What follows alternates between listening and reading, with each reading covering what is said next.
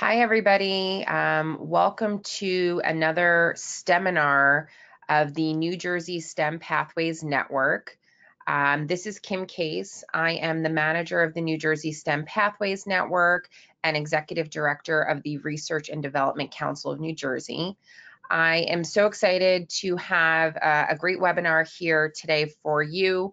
It is a webinar on sustainability and green jobs.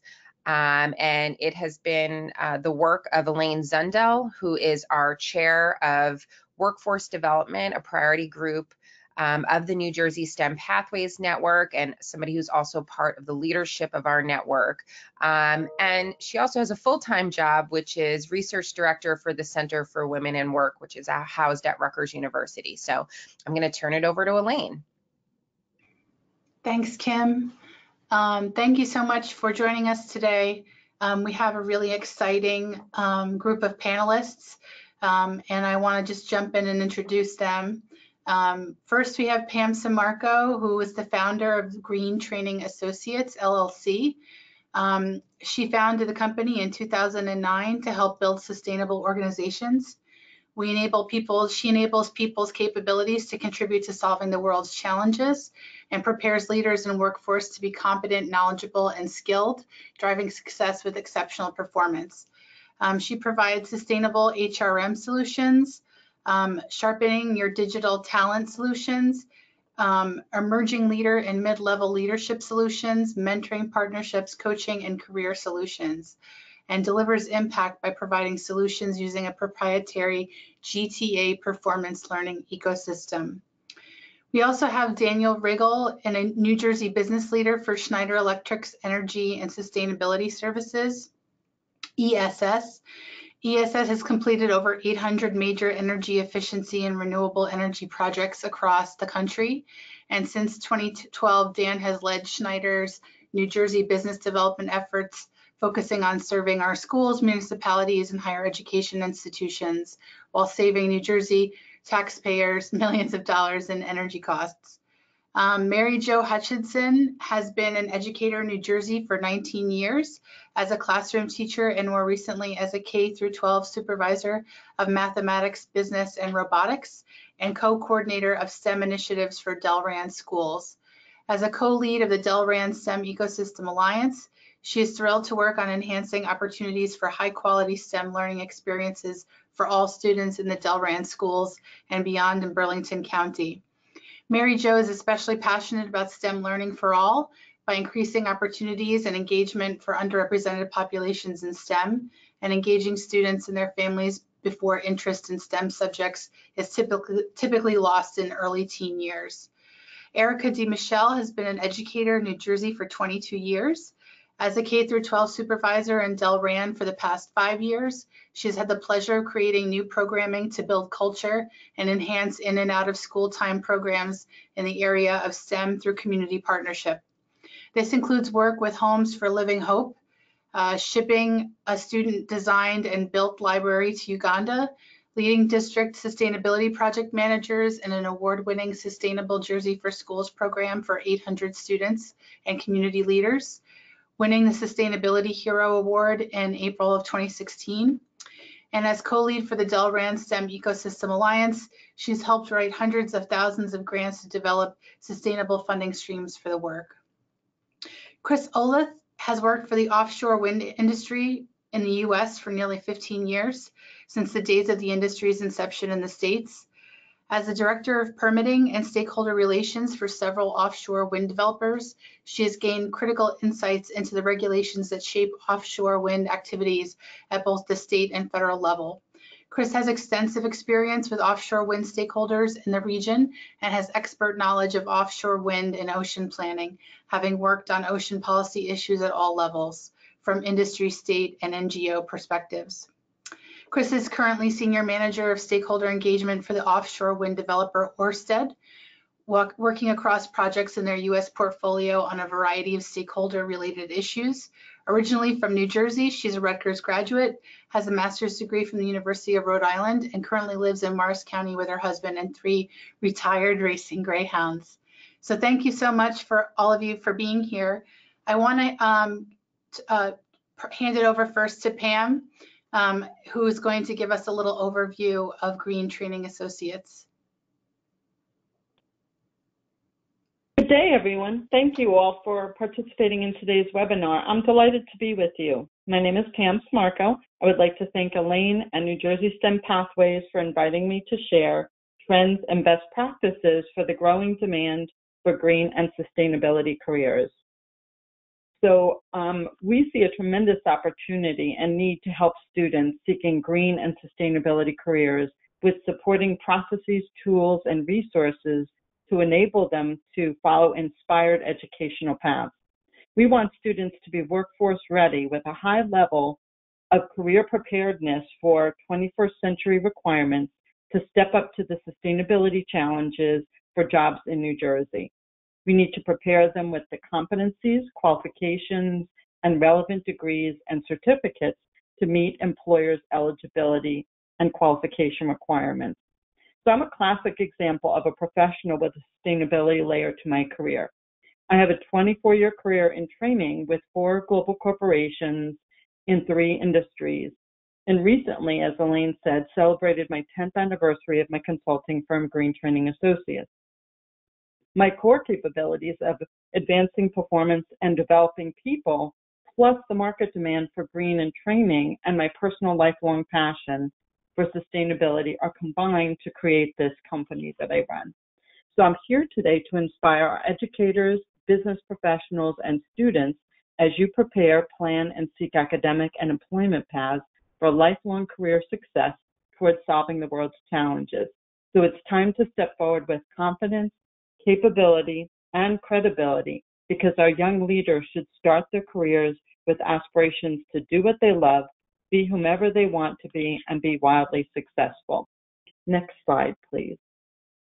So, as Elaine said, our purpose-driven statement is to develop people's capabilities to solve the world's challenges. And we sit basically at the intersection of higher education and private sectors, building green bridges to serve and connect organizations with colleges and universities. And we believe business confidence and exceptional performance are outcomes of developing the right capabilities. Next slide, please. So your career, life, and education are full of conscious choices, and we want to help our students as you plan and travel that roadmap to success. So today's seminar is about decisions that reflect the path of what the options are, what careers, what credentials, what degrees, where are the jobs in demand, what are the growing jobs in the federal occupation view as well as the state view. So I'm going to be sharing with that for you a bit later. But this was the original quote I wrote, excuse me, when I started my business, where our world depends on a collective effort to saturate the fabric of a company where employees make green decisions every day. It starts really young to make sure that we get those academic and educational paths in order, because we believe that sustainable development is not something to do, but it's a way of integrating the mind, body, and spirit of an organization. Next slide, please. So these are my solutions that we customize for an organization's culture. And they all range with all skill building, talent, and learning solutions. So starting at the top, sharpening your digital talent capabilities of STEM professionals. That's the heartbeat of sustainable development, which are science and technology. Moving to skill building capability workshops, we provide a comprehensive catalog to meet specific needs, and also targeted skills, which are necessary and important, which I'll speak to later. For development purposes, I call them power skills. I have 3 professional growth maps around job level that enables an organization to start with emerging young leaders through their senior leaders.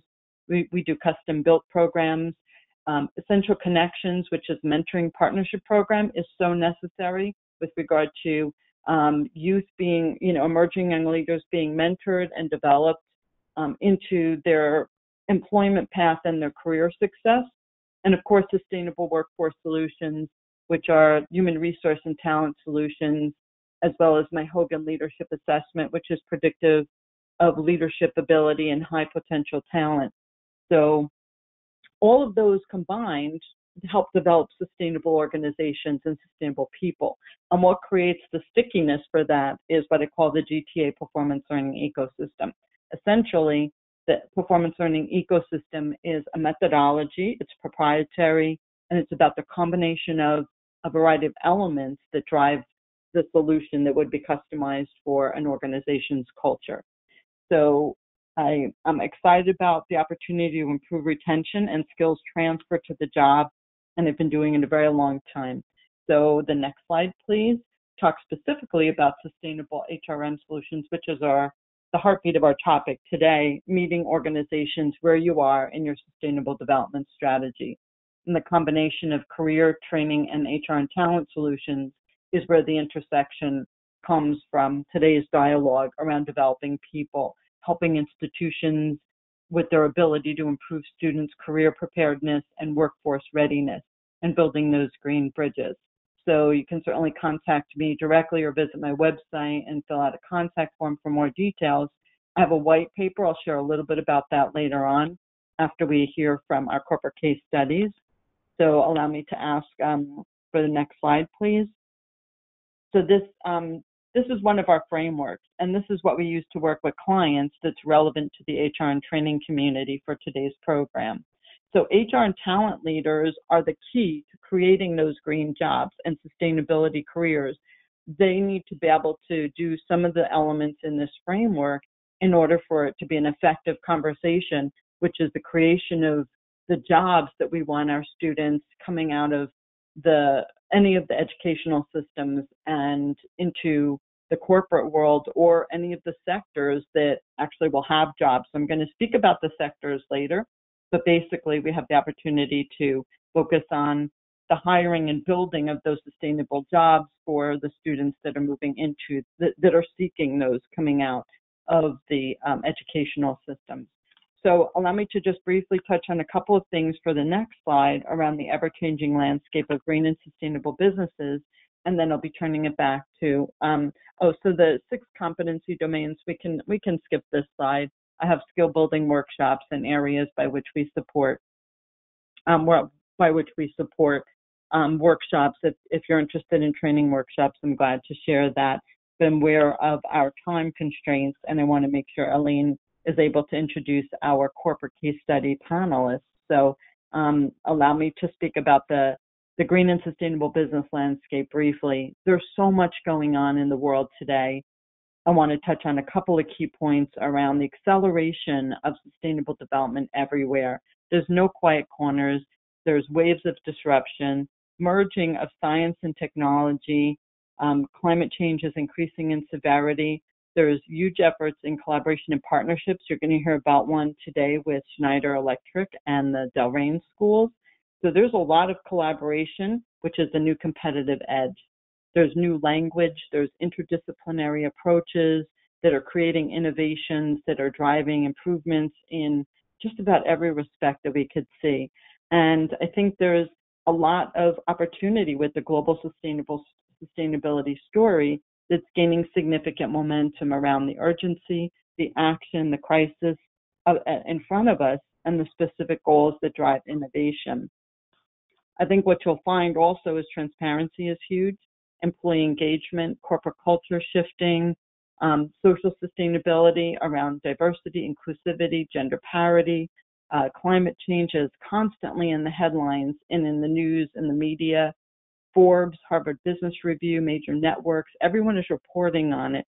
Companies are maturing their data strategy and analytics around GRI and SASB, where the reporting techniques are more transparent and they're more aggressive. There's just so much going on in the world that's going well in terms of this effort, and it's what I call to be a tidal wave of change. And all of these areas that I'm speaking about have great career potential. So you can tackle that in any way, shape, or form and be a contributor. Allow me to have the final slide for this section. So if you're familiar or not familiar with the UN Sustainable Development Goals, let me close on this note by suggesting that these 17 Sustainable Development Goals for the 2030 Agenda are fantastic opportunities, because any of these 17 goals can have a career opportunity where it's purpose-driven, meaningful, and sustainable efforts through applying any education and academic path you can think of. There'll be a place for everyone in regard to contributing to these SDGs, as they're called. So I'm going to be back later on to share an update about the state of New Jersey progress, career trends, and workforce readiness. So allow me to turn it back to Elaine for introducing the next panel member. Thank you, Pam. So I want to call on Daniel to talk about Schneider Electric. All right. Thank you, Elaine. This is Dan Riggle with Schneider. Appreciate the opportunity to speak with you guys.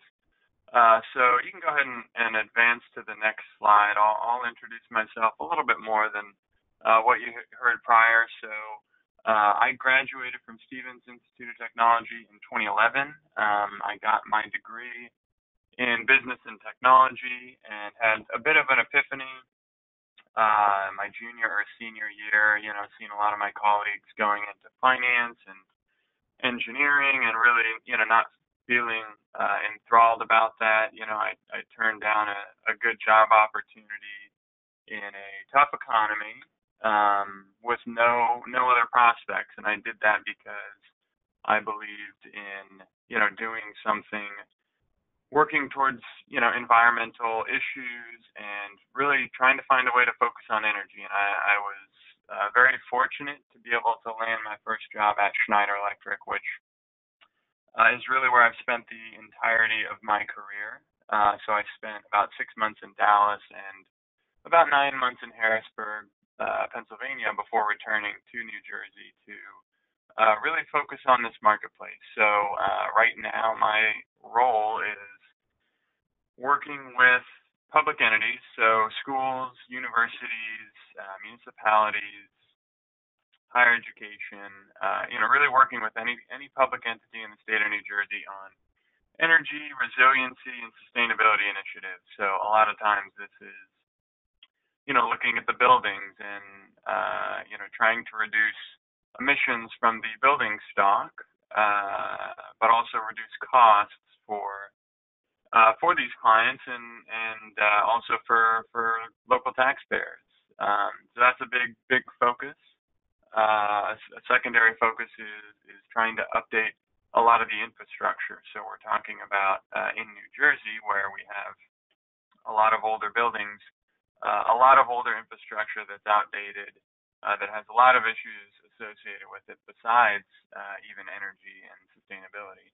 And a third major focus is around renewable energy. So New Jersey has had a strong renewable energy market for many years, specifically around solar. I think very exciting outlook for wind, particularly offshore wind.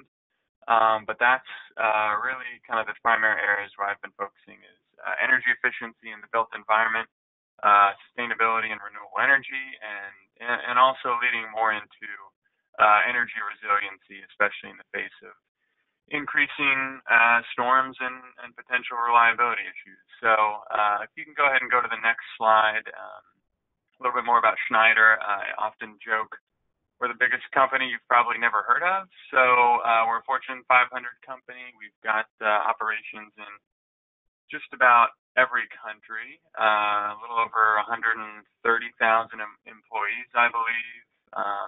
We've got a strong history in the U.S. and in New Jersey specifically through some recent mergers and acquisitions. I think we're around about 1,000 employees in the state. And really, Schneider Electric, even if you haven't heard, we're a large company that manufactures a lot of different products that go into buildings. So whether you're sitting in an office or a school or maybe at home, there's probably an 80% chance that our company manufactures something that is in your building, whether it's electrical equipment or power management equipment or something of the like. So again, our division, Energy and Sustainability Services, focuses on energy efficiency projects, design, build, and really helping clients reduce energy costs and really fight fight climate change at the local level, in our own buildings where we operate. So, we've done 700, 800 projects across the country, and we've really made a big move into New Jersey over the past 12 years, building on, or since 2012 rather, past 8 or so years, building on that experience. So you can go to the next slide as just an example of the type of work that we do. So we're going to be hearing more from Erica and Mary Jo at Delran, which is another client of ours. So I'll just highlight this one very briefly, but in general, the concept is taking an existing organization, finding ways to reduce energy costs, and leveraging that to fund key capital needs. So if you take a entity like North Brunswick Township School District that spends close to $2 million a year on energy, we came up with a program that reduced those costs by a little over $800,000, and by leveraging third-party financing, we were able to pay for major improvements around air quality, heating, ventilation, air conditioning systems, upgrade all the schools to LED lighting, and really make a significant impact on energy costs and ultimately emissions coming from these facilities. And aside from energy efficiency, we're looking at renewable energy as well. So this project in particular will offset over 50% of the district's electric use by putting solar on roofs directly on the buildings. So you can go to the next slide. As far as, how does this relate to green jobs, right? So I touched a little bit about my company and what we do. I've been very fortunate to work for a great company like Schneider. And within our division, we've seen a tremendous amount of growth. I think we're averaging between 20 and 30% growth a year for the past about 5 years, and that's due partly to good leadership and our company, but also due to the market. So while we're more on the energy efficiency side, if we're looking out into the future, what does it look like, right? We have a lot of 100% renewable energy targets by countries and even local governments, municipalities. Well, what we see is that's already happening. So this is a lot of data on this slide. This is all around power plants. Where is our electricity coming from?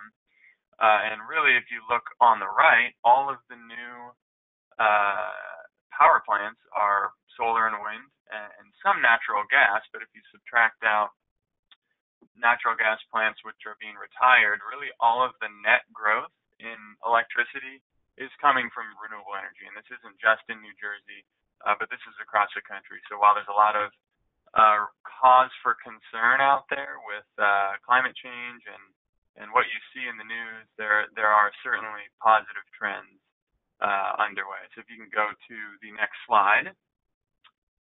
This is a lot of information that's blurry and a little bit difficult to read, but on the right side of the screen, you can see from about 2011 to now, the amount of solar installations for various different sizes. So what you see is the solar market in New Jersey is already significant, and we anticipate that to continue to grow, as well as be supplemented by other industries such as offshore wind, which I'm sure we'll hear more about. So continuing that forward to the next slide, what is the future of energy? And on the next slide, we've got some headlines from different things that we see, right? And you can just go ahead and click through. There's a number of animations here. But the reality is, organizations are beginning to take control of their energy use. We talked about putting solar panels on a school. Many consumers in New Jersey can do so on their houses, and we've seen that growth. But all in all, what we see as the future of energy is it's more digital, right? It's the Internet of Things, more devices coming online, whether it's a fridge or a smart speaker or your thermostat. There will be more digital points that can be controlled. Number two, more decarbonized. I touched on solar and wind and those general trends. And number three, more decentralized in terms of not having a central power plant that's supplying to the entire grid, but having more solar, wind on a small scale at the point of use, as well as potentially combined heat and power. So really we see this centralized system moving more to a decentralized system. And you can go ahead and advance to the next slide. So, really in New Jersey, I mean, there's already an estimated 52,000 jobs in the clean energy sector. So that's energy efficiency, about 2/3 in energy efficiency, and about 1/3 in renewable energy, about 10,000 jobs just in the solar industry. So we anticipate that's going to continue to grow, but another area, especially on the East Coast and in California, is around the concept of microgrids, but providing organizations resiliency opportunities through distributed generation, whether it's a generator or wind or solar or some form of battery storage, but really putting in place a system that can allow our facilities to continue to operate in the face of storms as we move forward. So you can go ahead to the next slide, and I think we can skip over this one for the sake of time, but the reality is, we're seeing more devices, more more connectivity on the energy landscape that really enables a tremendous amount of opportunity. So what are those opportunities that we see? As I said, we're a growing green jobs company, a STEM company, and I think what we see is continued growth in renewable energy, solar and wind, and that could be blue-collar jobs in terms of installation. It could be white-collar sales, engineering, marketing type positions. We forecast that's going to continue. Energy efficiency careers are going to continue, whether it's retrofitting existing buildings or looking at stronger, more energy efficient building codes for new structures. Energy resiliency or microgrids, as I mentioned, that's certainly an opportunity. And there's a whole host of really career opportunities, everything from technology to deployment to engineering to policy on municipal levels. You see more and more towns and organizations in New Jersey, even at a small and medium level, that have sustainability directors or planning professionals focused on resiliency and how we fight off rising sea levels and things of that nature. So a lot of different opportunities. You can go ahead and flip to the next slide, but I think all in all, we're a company that is fortunate in being a part of this transition, and we've seen over the last couple of years increased activity from the Governor's Energy Master Plan, which is in a draft form, as well as the industry overall, and funding opportunities through like the New Jersey Clean Energy Program. We'll continue to push this. So so I'll go ahead and turn it back over to Elaine, but really that's it in a nutshell from our perspective. We see continued growth, and we'll answer any questions later on. So that's it for me. Thanks so much, Dan. And so I want to hand it over to Erica and Mary Jo to talk about what's going on at Delran Schools. So we were blessed to work with Dan Riggle the past few years, not just on our energy savings improvement program, but also through the Sustainable Jersey for Schools program. And Dan is one of those guys that I can text him or call him and say, hey, Dan, we need. And he is always apt to say yes. We have a beautiful partnership, which truly began with an energy audit, just really looking at the way that our schools were spending their money on heat generation, lighting, and deciding that, our bills were astronomical. And because of that fact, we're not going back into the classroom for students. And because we work at the K through 12 level, you can go to that slide. Because we work at the K, you can go ahead, Shirley. Because we work at the K through 12 level, there's a beautiful opportunity in a partnership with a company like Schneider Electric, who will not only really look at that data-driven important information, which began with a local government energy audit and then turned into the ESIP, and really assessed what we were doing at those buildings in relationship to hot water that was being heated at the high school.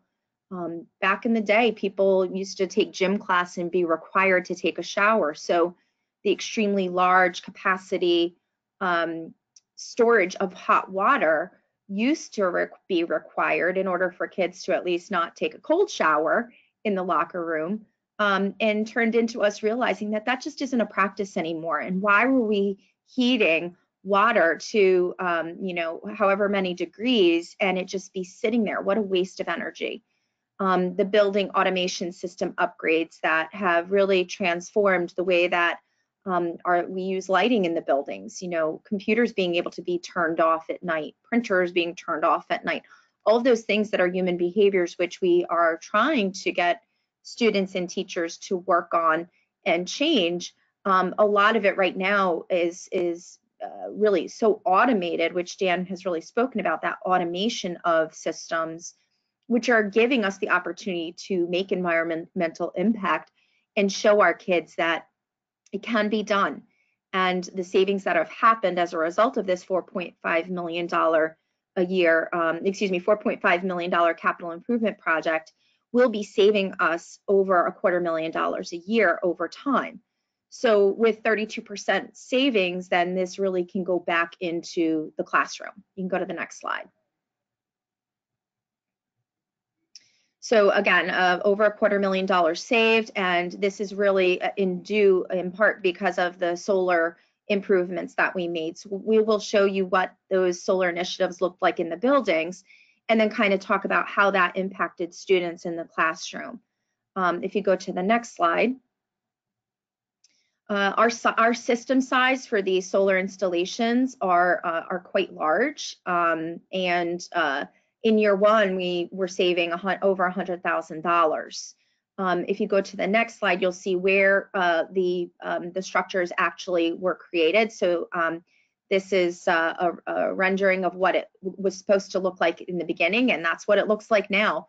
We have solar arrays in the northern corner. You can see there's a solar array on the ground. In the western corner, you'll see that there's also another solar array, but a majority of the solar arrays are on the roofs of the buildings, and the high school did require a new roof in order to accommodate that capacity. Go to the next slide. Our middle school, it's completely on top of the building, and you know, there was some, you know, a little bit of teaching moments that might have been disrupted, but really Schneider was fabulous to work with. Hardly a disruption to the classroom, maybe a couple days of maybe some loud noises on the rooftop, but nothing major. Completely professional, and it was very seamless. Go on to the next slide. Our intermediate school has arrays on the ground as well as on their rooftops. If you go to the next slide.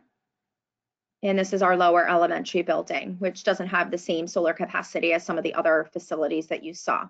Go on to the next slide. So the value to our school district obviously was a huge amount of savings monetarily, really being able to track our energy consumption with the automated system, upgrades to our lighting systems, which, you know, honestly, if you're not comfortable with temperature in the classroom, if you're not comfortable with the lighting in the space, learning isn't going to happen. Students who are uncomfortable are going to be complaining rather than focusing on their work. With the energy dashboard systems, which we'll show you in a second, really it helped our students to be able to utilize the data that's being tracked every minute from the solar panels to use them within the classrooms and to look at real live data from real life solar panels collecting and harnessing solar energy and say, wow, like what's the impact on a cloudy day versus a sunny day? And with the new science standards, they're called the New Jersey Student Learning Standards for Science. There are requirements for sustainability awareness and really looking at how energy can be transferred in the form of solar energy into electrical energy. And with the sustainability initiatives for the district, we're creating a huge amount of electricity right on site, which is an enormous benefit to the earth. Continue on to the next slide.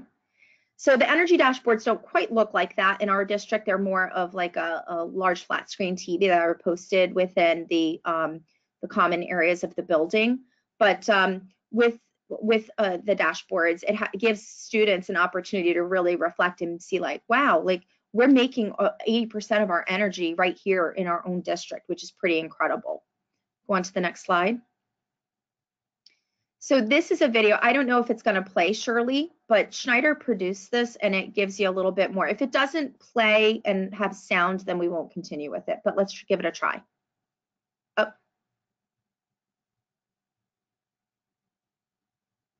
Can you get sound on it or no?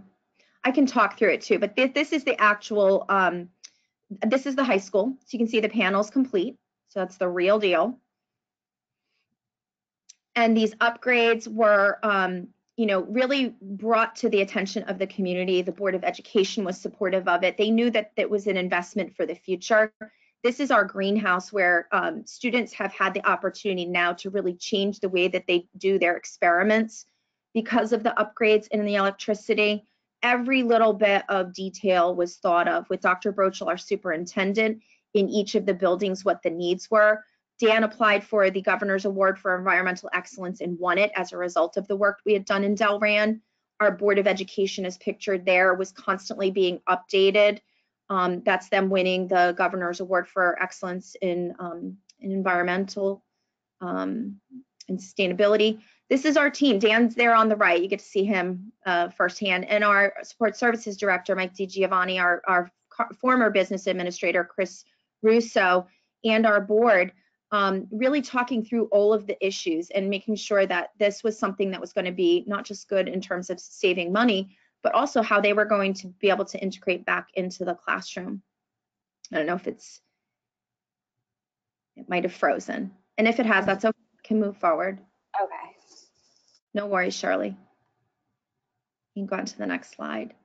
So stuff like this. So how does Schneider help us? Not just with Sustainable Jersey for Schools, which is a rigorous certification program.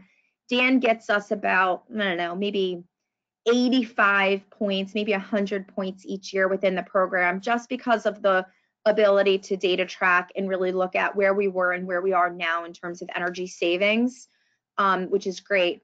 But with the addition of a digital fabrication laboratory space, which we just put on to our high school, we are able to work with Schneider for events like this, where we're trying to engage the community in understanding the competencies that are needed in these tech-heavy jobs that are sustainable jobs, which are green jobs that we want our kids to be able to look at as an aspiration and not just think about the doctor, lawyer, policeman, teacher avenue. There's so much more that's yet to even be realized, that kids can create their own pathways nowadays.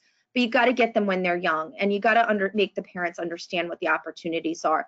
So for instance, on December 4th, we'll be working with Schneider Electric and our parent teacher organization to create these pop-up cards, which we will be die cutting them on a paper cutter.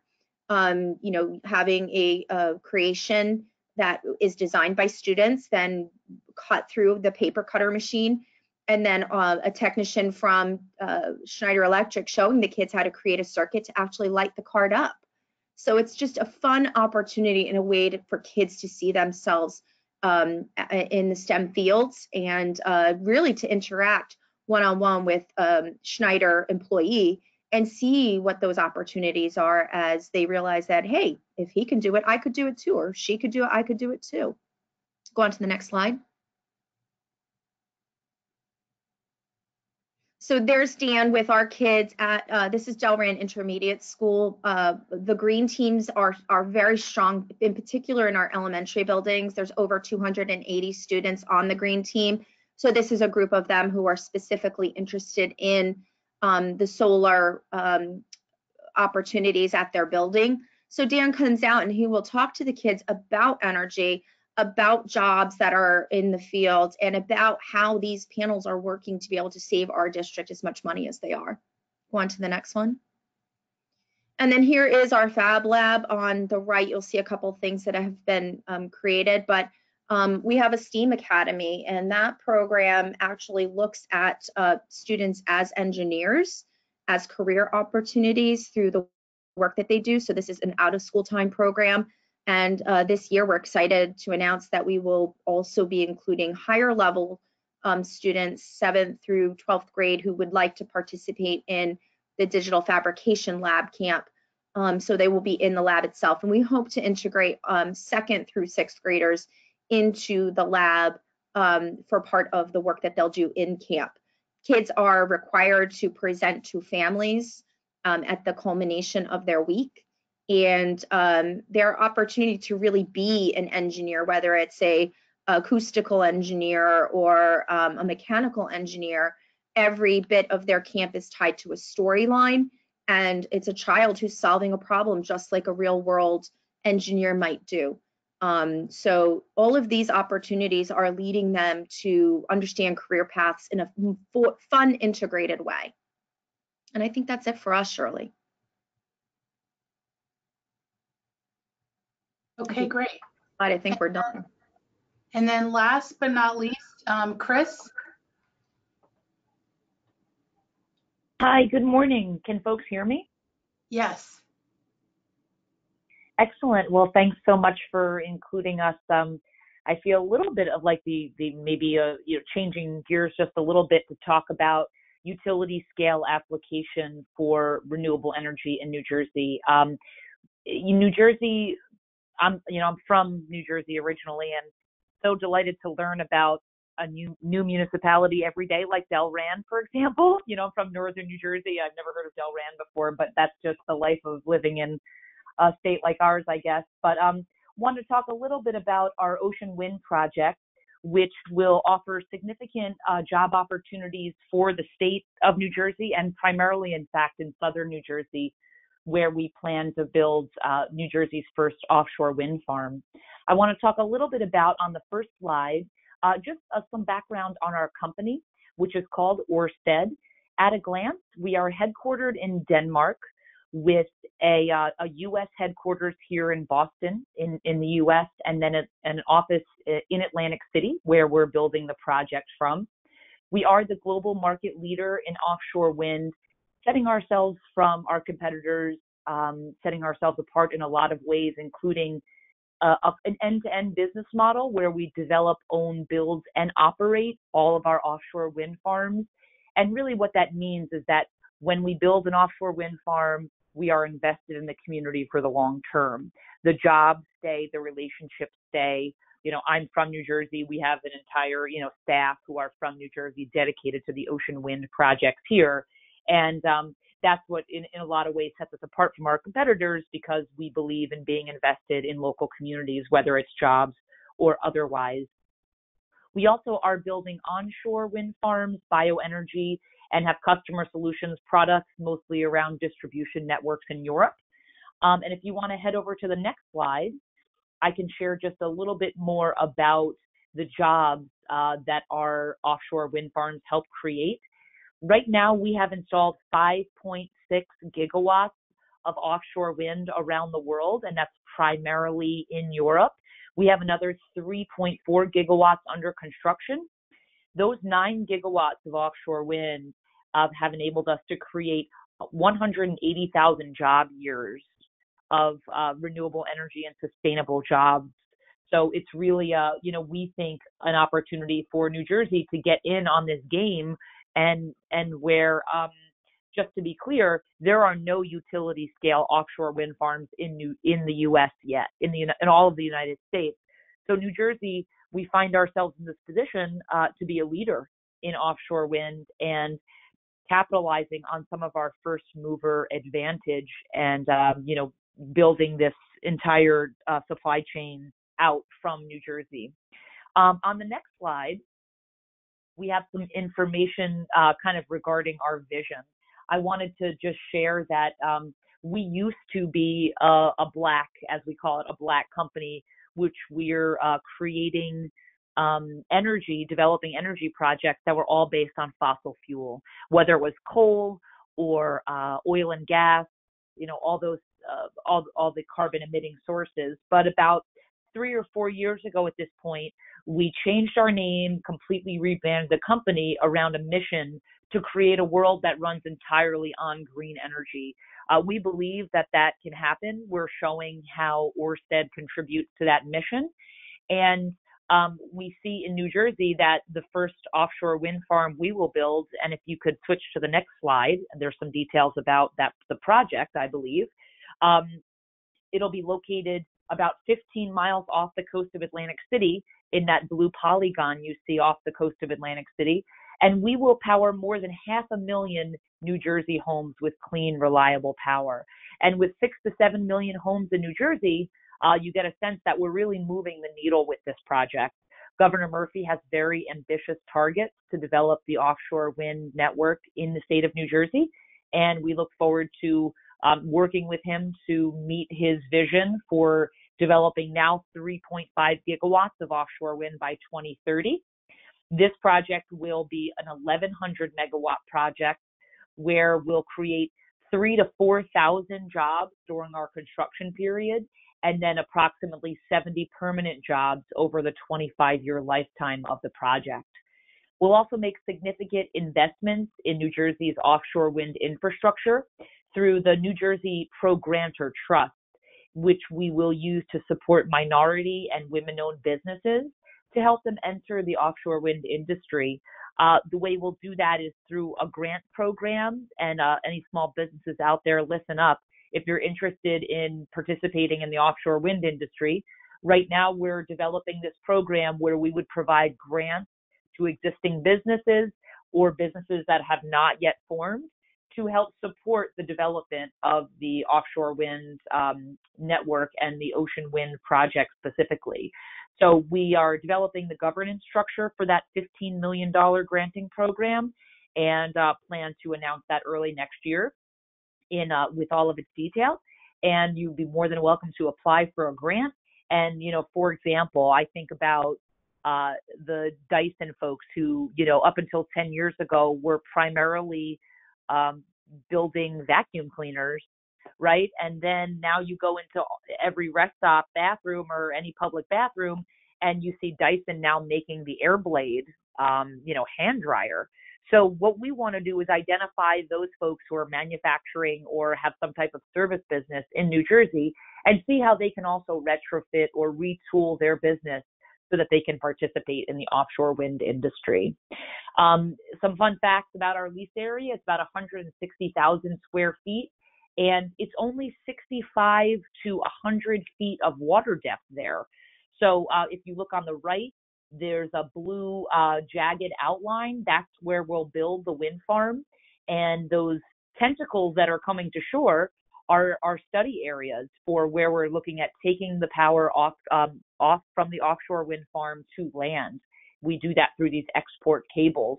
We would connect to existing infrastructure like the retired Oyster Creek Power Plant or the retired BL England plant down in Ocean City, or perhaps substations in Atlantic City that have opportunity for injection there. So we have 3 opportunities we're studying now for the injection of that power from the offshore wind farm.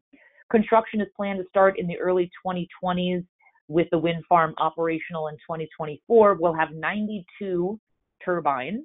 92 times 12 is somewhere around 1,100. Not exactly, but somewhere around. And we'll use those.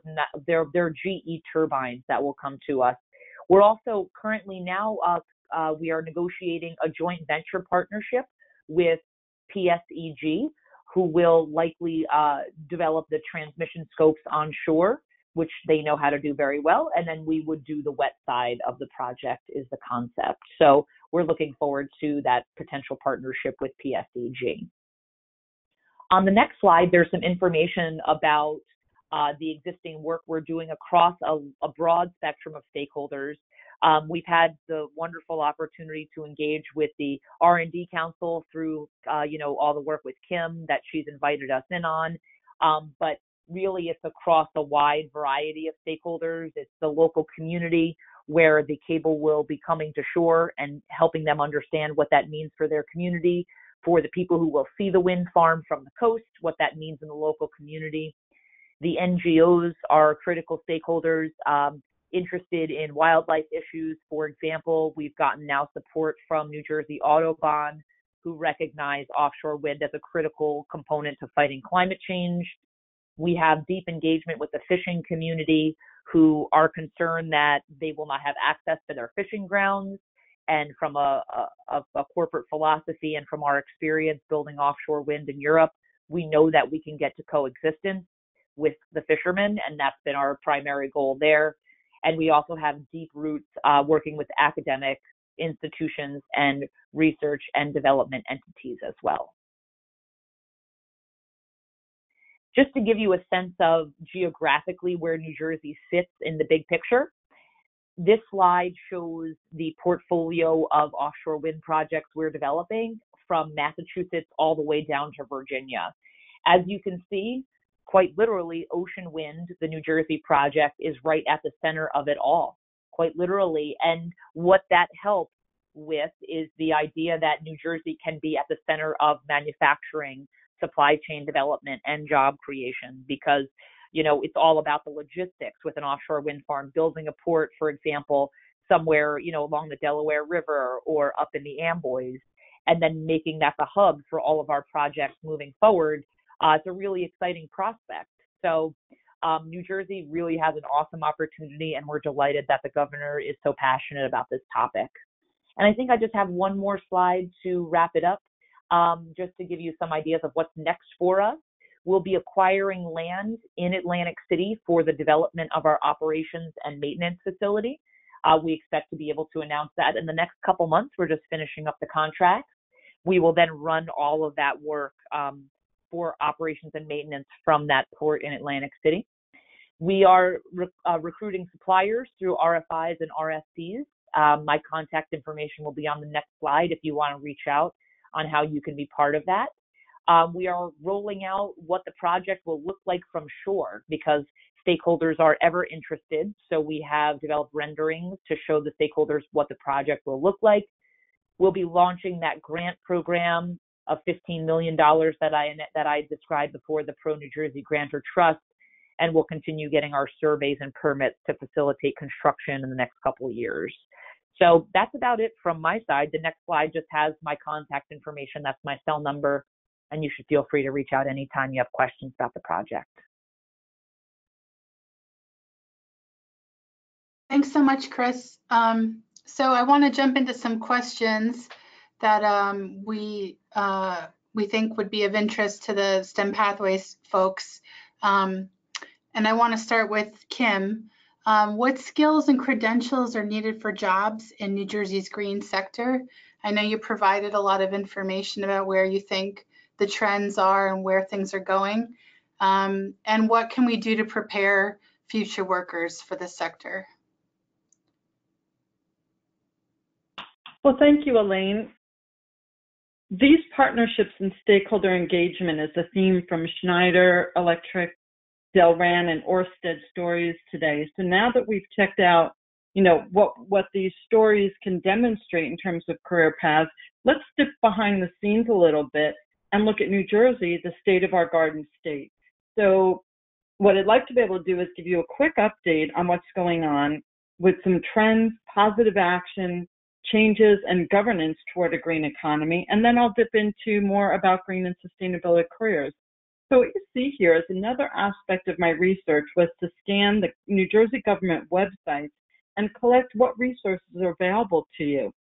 An extraordinary amount of time and effort has gone into creating the solid foundation for our New Jersey green workforce efforts by our state DEP and other groups in the state, and also higher education. So in these collaborative partnerships, we can put together the pieces of a puzzle where all of these resources are coordinated and funneled into the community that supports career paths for students. So you'll see everything from the New Jersey Greenhouse, NJHEPS, the DEP itself, Air Quality, Energy, and Sustainability, to the fairly new New Jersey Composting Council and the Sustainable Business Council that houses sort of a legislative governance connection into Washington, D.C., our WasteWise network, which is around recycling, Sustainable Jersey around the municipalities and the schools, to all the other elements here. New Jersey STEM, obviously New Jersey STEM Pathways is there, the U.S. Green Building Council, as well as what's a fairly new entity, which is the New Jersey Sustainable Business Registry, where there are green companies in New Jersey that post their business profile, and you can go in and secure those companies for services. So that's like a snapshot with all these logos. Allow me to turn to the next slide, which is the sustainability quick facts for us. This was monumental. Governor Murphy signed an executive order just on October 29th of this year for a statewide climate change resiliency strategy. There's a plan due September 1st, 2020, by our first ever appointed Chief Resilience Officer, David Rosenblatt. There's been an interagency council on climate resilience that has been formed, and the plan ultimately promotes long-term mitigation, adaptation, and resilience of New Jersey's economy, communities, infrastructure, and natural resources based on the scientific report of climate change. That's a significant moment for us when it looks to the landscape of business opportunities as well as career paths that will create jobs for the state in order to fulfill this climate change resiliency strategy. Governor Murphy also signed the Diane B. Allen Equal Pay Act. And I bring this up because it protects women and minorities in the state from workplace discrimination and provides pay equity. So that doesn't feel green, but ultimately we're talking about social sustainability, which is one of the elements of making sure we take care of our state's economy, our residents and workforce toward thriving, good life, and careers that may support this path. So, and of course, the New Jersey Energy Master Plan, which was spoken about earlier by Daniel from the Schneider Electric folks. So this predicts emerging new jobs in all of those areas. And when we look at the New Jersey Energy Master Plan, this New Jersey having a path of achieving 100% clean energy by 2050 is also going to create significant jobs. And at the helm will be Grace Power, who is the Chief of Staff for the NJBPU, but she's also been named the Energy Master Plan Committee Chair as of last June. So you'll see that the 5 work groups that are composed of the Energy Master Plan Committee. And you'll also see at the bottom in red, this is significant. Governor Murphy has stated, in his press release, we will create new jobs, industries, and workforce development as the state expands its green economy, providing exciting new opportunities for New Jersey residents and the business community. So there's a lot of interesting things happening in the governance of our state, and this will certainly drive emerging new jobs in all of those areas. So let's take the next slide, and you can read more about that when you go to nj.gov. There's tons of information there. I invite you to read and review. So the green and sustainability careers, let's talk about the landscape and the direction, given all of what you've heard today in this next section about what's going on at the federal level and green job categories, the rapid growth of green occupation and the projections. I'll speak a bit about my feasibility study and the white paper I co-authored, as well as the changing language and what's going on in the job market. So this overview sets the stage to describe careers as meaningfully related to balanced sustainability goals that allow us to have a peaceful, equitable society, a healthy environment, a robust economy, prosperity, and collaborative partnerships. These jobs are found in all sectors: private, nonprofit, government, non-government, education. They're found in all vertical industries. It's found in organizations where they work for the goal of sustainability and they are seeking to be more sustainable in the goods, services, and practices.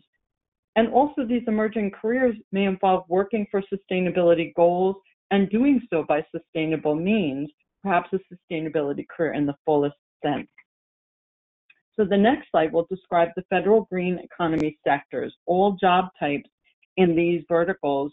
And then there's even a greater breadth of definition for sustainability. While these are more green focused, sustainability expands into the social sense of sustainability with regard to ESG. So right now, this is how the federal government describes this.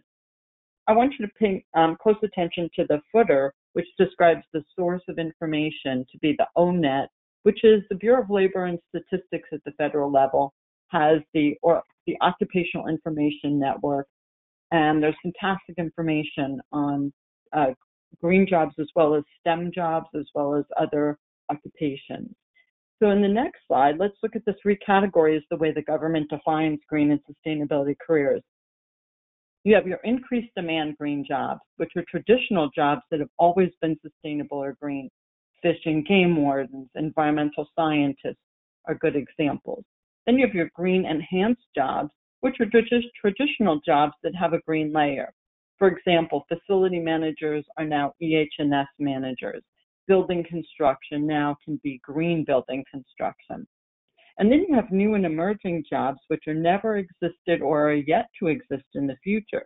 For example, energy broker, carbon trader, clean energy auditor, chief sustainability officer.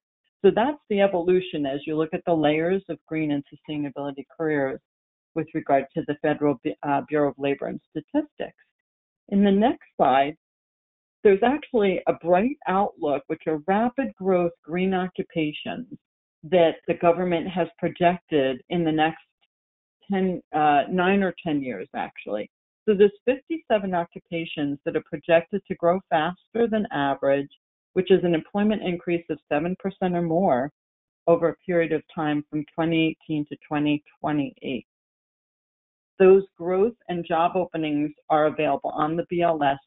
You can pull a report and they can assist if needed. But the projected growth represents an estimated change in employment over that projection. And their openings are due to growth and replacement. So the source for that report is the ONET BLS. And you can sort by all green economy sectors, and you can actually ask for the bright outlook, which is rapid growth, and those green occupations that list of 57 occupations will appear. So enough about the federal government. Let me take a quick spin through my sustainability career paths for students in New Jersey Education white paper.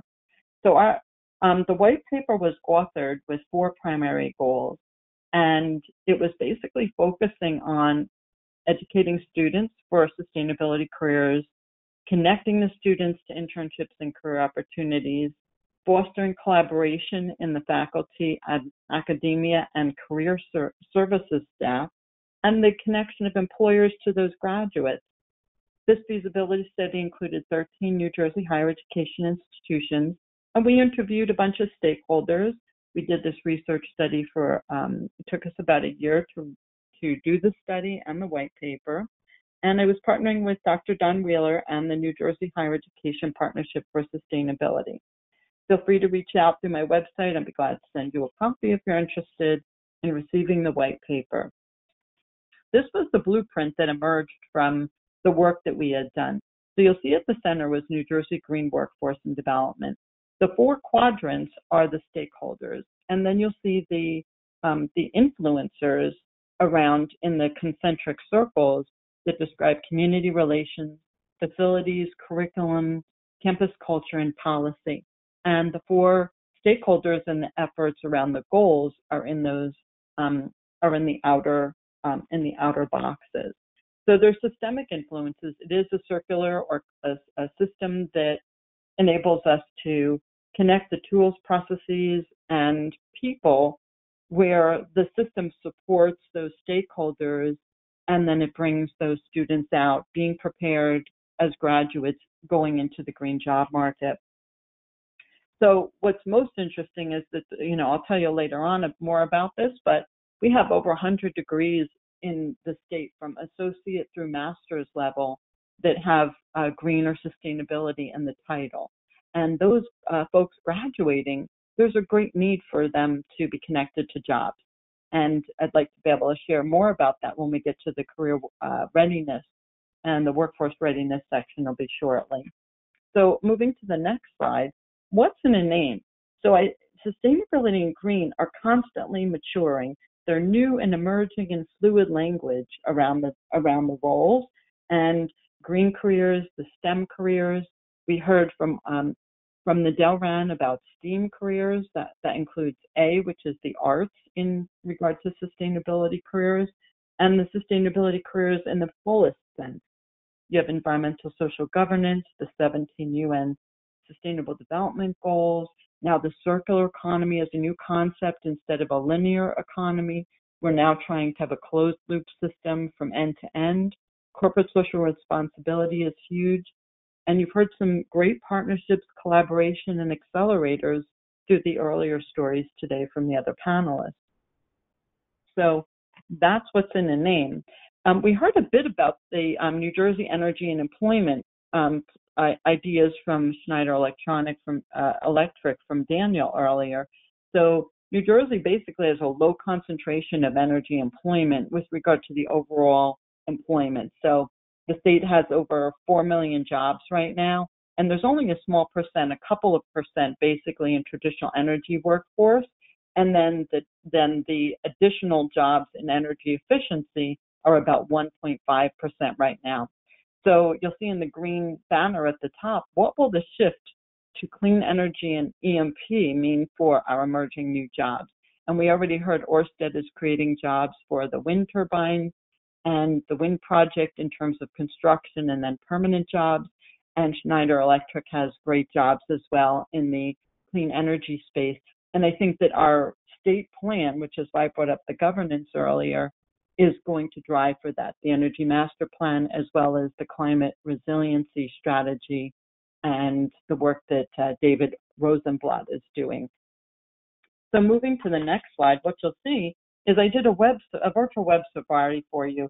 Basically, I did, it was a fun exercise I did a couple of months ago, and I thought we should take a look at the two most popular job search sites of Indeed and LinkedIn.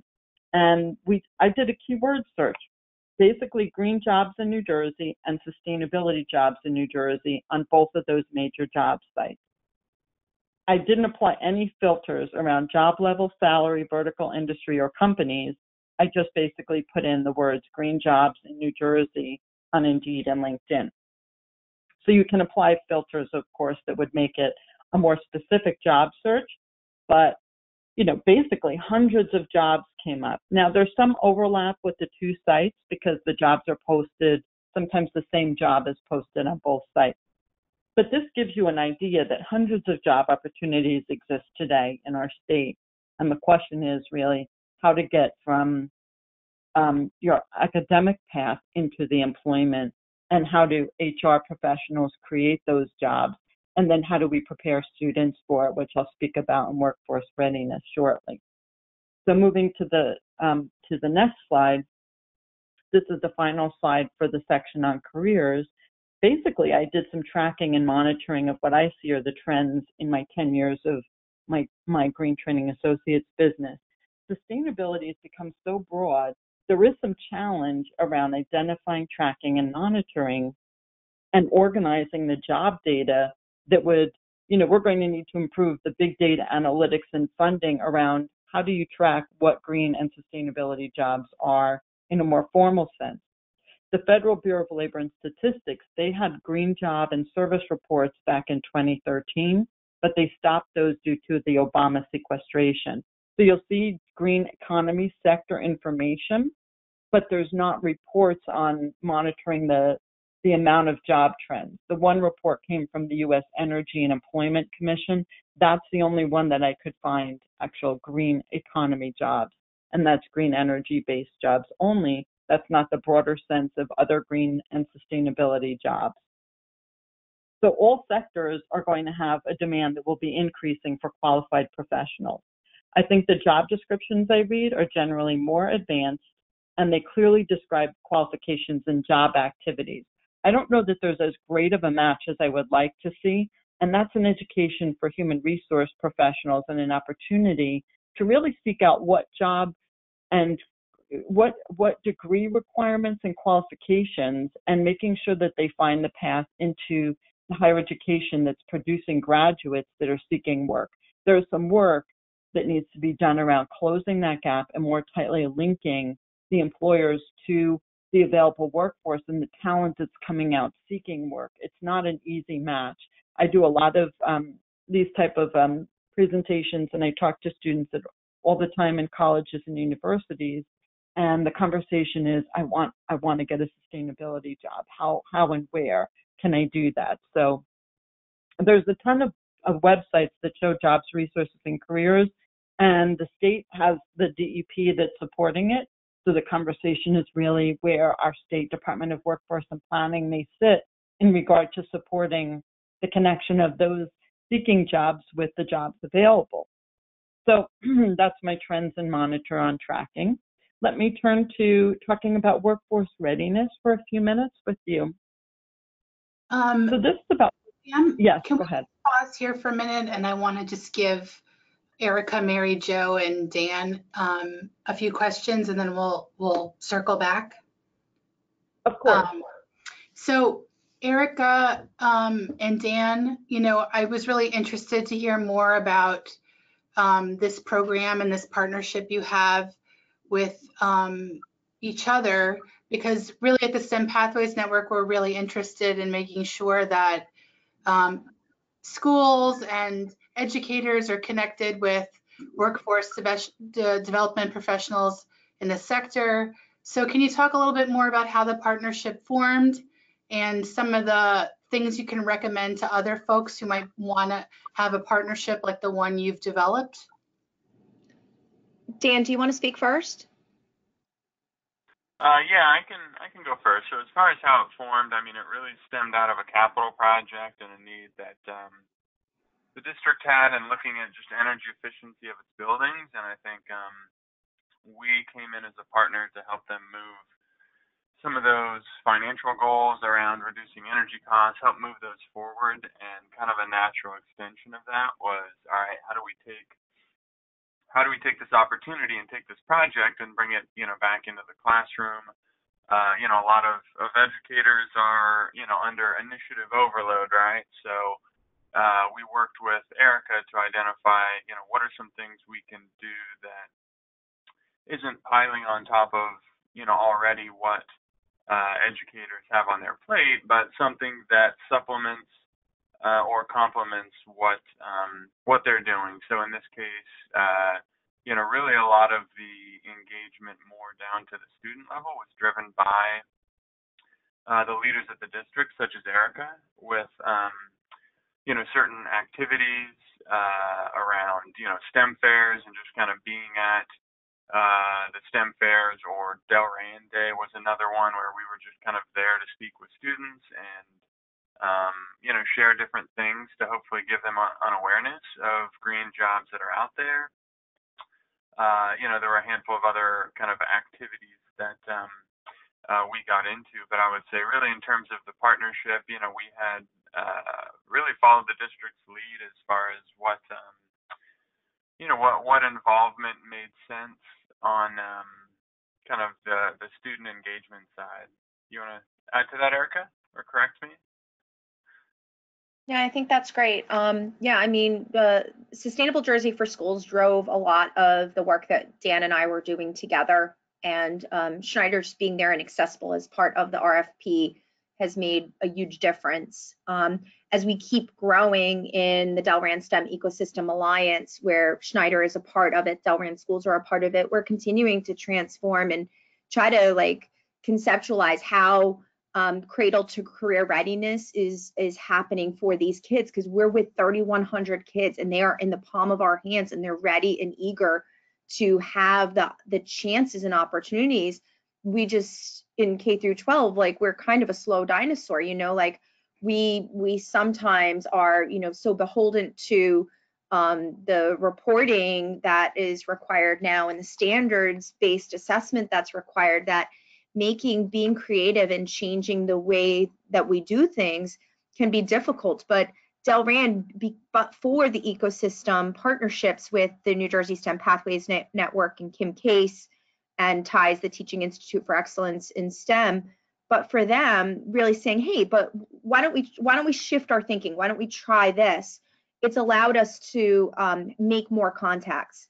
So, those events like the Light Up the Winter Solstice, where Schneider's going to come, that's just one of those touch points where a lot of businesses are saying, hey, we want to have time with students. We want to share our expertise, but they don't know how to do it. Something that Mary Jo and I just were so excited about was this concept created by Tallo. It's Tallo. And what they're doing is they're engaging businesses like Schneider Electric to create a talent pipeline of STEM skills that students self-identify. So students fill in this report of themselves starting sometime in middle school. And they really are looking at both certification and digital badging as opportunities to showcase themselves to future employers. So the future employers pay a nominal fee to be able to get into Tallo's system, and then they're able to filter out the different skill sets that they're looking for when their HR department is looking to hire. So students are, uploading transcripts, they're uploading videos as evidence of the work that they're doing. And for us, that's a huge part of our mission and objective with our digital fabrication lab, is to give kids that platform to be able to say, hey, I know how to run a CNC router. I know how to laser cut a piece of plywood, and I know how to design that in Corel Draw. So we've never had that opportunity. So I see like an excitement and enthusiasm for those connection points to really start taking effect with these case studies, like what we're doing here in Delran STEM Ecosystem Alliance. And Schneider being a big part of that is just an essential. You have to have the partnerships. Otherwise, it's not going to move itself. The slow dinosaur will exist. All right, great. Thank you so much. And this question is directed at Dan and Chris. What are the benefits to your companies for making partnerships? Orsted, you have a partnership with the R&D Council, Schneider Electric with the Delran schools and other organizations. And what recommendations would you give other employers in New Jersey to do the same?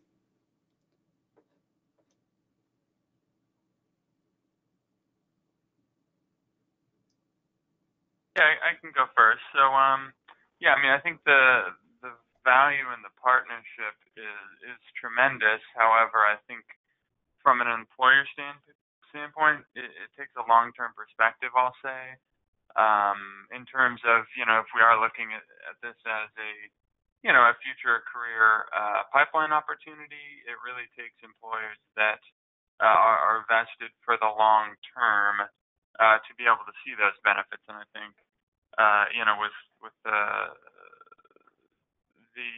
environment, that can be difficult, of just, kind of a short-term mindset in a lot of private sector entities. And I'll say that, there's a certain amount of volatility as well. While using the solar industry as an example, overall it's been a highly successful, fast-growing industry. There has been, over the past decade, a lot of turnover and companies that come and go. While overall the trend is positive, there are, firms that may not make it through that transition period. So I think I think it will be easier for perhaps larger companies than maybe the small, more entrepreneurial entities. And I think that's really where the partnership, both with the educational institutions, be they K-12 or higher ed, but also the entities in the middle, helping to create those connections like NJ STEM Pathways and others on this call. I mean, I think that really is crucial in terms of trying to connect the dots, if you will. And from our perspective at Orsted, we're creating a whole new industry here in the U.S. that does not already exist. So from kind of just a tactical perspective, the partnerships enable us to form the connections we need to groom and grow the labor force we need to actually execute our projects. So there's a kind of a strategic goal of embedding ourselves and our name into the fabric of New Jersey's sustainable ecosystem groups, but then also tactically just to actually build the wind farm, we need thousands and thousands of people, and none of them kind of know what to do yet. So it's a huge opportunity, but a huge challenge at the same time for our company. Okay, great. So this is the last question I have, but and maybe Pam, you can address this with your slide deck. What are some of the challenges for the green workforce in New Jersey? And what should we be focusing on as a network to help prepare people to work in those future jobs? Maybe we'll start with Pam. Sure, that's a perfect question and a segue into this, the final couple of slides that I have. So let me ask for the slide to be advanced. So workforce readiness, what skills, what are the issues, what are the challenges, what credentials to look for? So this workforce readiness has 4 components. I have a method and advice for educators and employers, recognized industry credentials, degrees in higher education, as well as what I consider to be power skills. And so the next slide basically describes okay, that looks like we skipped, but that's okay. So this has sustainability degrees, where there's 120 sustainability related academic programs with at the time, estimated 2,400 students. So there were few programs with sustainability, renewable energy, sustainable in their title. The colleges at the community college level have associate degrees, and then there's several new programs that were in development. And most of those programs as of 2013 were less than 10 years old. So I think we're going to start to see an evolution where green and sustainability degrees are more important, and there'll be more students that will funnel into those. Next slide, please. So a few examples of sustainability credentials. I call this alphabet soup because there is certainly just a few samples here. The lead, of course, is green buildings. The GRI is empowering sustainable decisions through global reporting initiatives. There is a total resource use and efficiency certification. There is the renewable energy projects, that's your solar certifications, your sustainability, fundamentals of sustainability accounting, which is another credential, which is from SASB. There's tons of opportunities here with regard to layering in credentials on top of academic degrees, in addition to the work that's being already done beautifully through folks like the Delran schools. So the next slide, please. And so here's the building a company's green workforce. Just click through because there's been some animation and I'm very aware of time.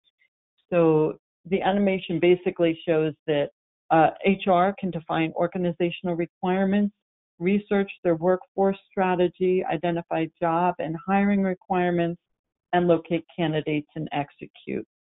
So after that slide builds, the final 2 slides are about what we can do, which directly answers the key question here. Build more accessible sustainability career pathways, ensure we incorporate the 21st century capabilities to be workforce ready, provide advice to students to develop a core discipline, and then add sustainability competencies based on the employer hiring trends and qualification requirements, creating parallel education and career paths, which we're already starting to see with Delran, supporting economic development by improving the connections to employers with the higher education, gaining sponsorship from our state agencies, which we're already starting to see emerge. And then the next slide continues this preparation recommendations. We can increase green internships and entry-level jobs.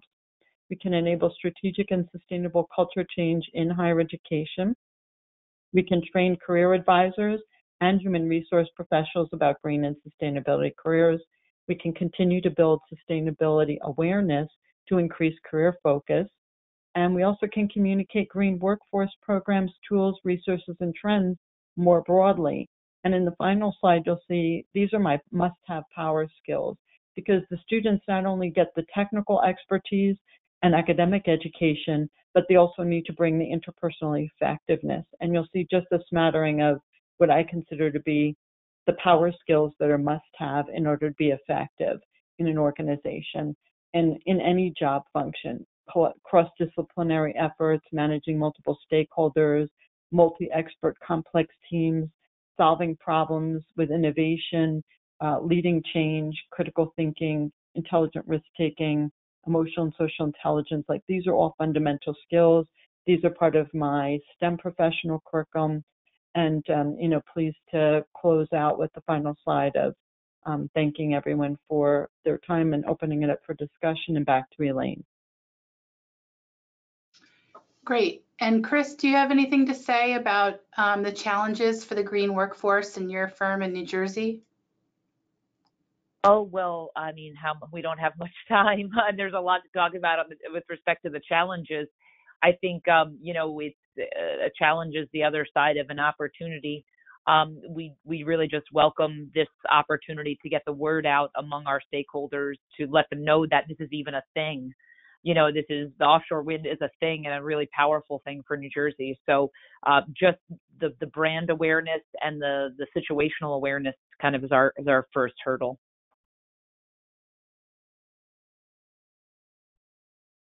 Okay, great. So that's all the time we have for today. If anybody has any questions, please feel free to reach out to us at the New Jersey STEM Pathways Network. And we'll have this webinar available on our website and through social media. This is Elaine Zundel. I really appreciate you taking the time today to learn more about green jobs. And if you have any ideas for other webinars you'd like to see, please feel free to reach out to me. My email is in most of the New Jersey STEM Pathways newsletters, and you could also reach out to Kim Case. So thank you very much, everybody. Thanks for joining us, and thank you so much to all of our panelists today for taking time out of their busy schedules to talk to us.